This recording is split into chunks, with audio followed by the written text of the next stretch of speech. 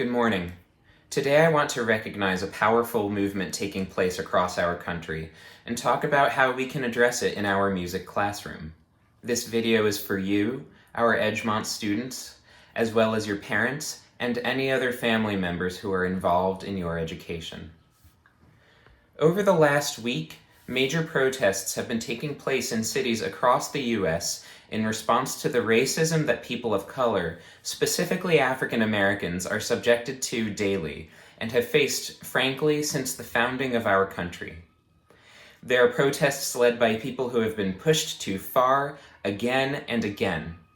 As a white male from a Jewish middle-class family, I can't possibly feel the full extent of what they and some of you feel, but know that I support them and I support you.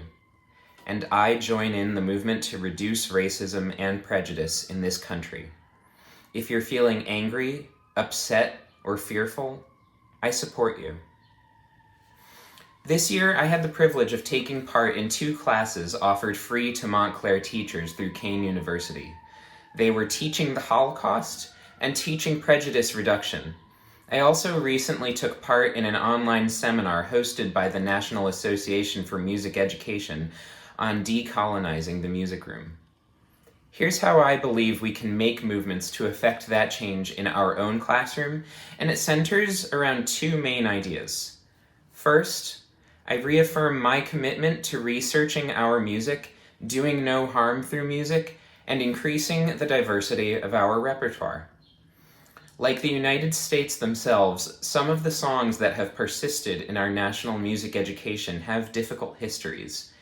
If those histories turn out to be problematic or involve the oppression of a certain people, those songs will be removed from our repertoire. Those songs include Jump Jim Joe and even Shoe Fly. If I've hurt you through the inclusion of these songs, I'm so sorry. Likewise, musicians of color will continue to be highlighted in our studies.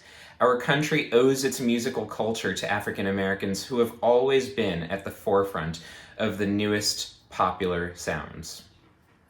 Second, tell me who you are. Now, more than ever, it's critical that you see yourself in the music we study. Is there a song or a piece of music that's been in your family for a long time? How about one that you learned from your parents or from your parents' parents? Is there a song that has stuck with you for a long time? And I'm talking about years, not just weeks. Is there music that your family carried with you when you immigrated here from another country?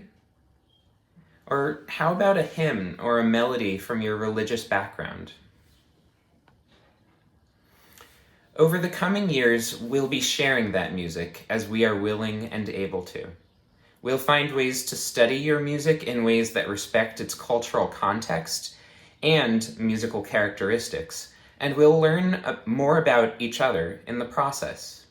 While I won't ask that you sing each person's music, I will ask that you listen and keep an open ear.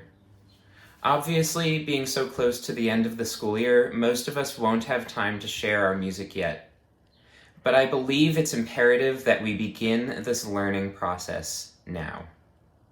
We are in this together, and through educating each other about what makes each of us unique, we will make this world a better place.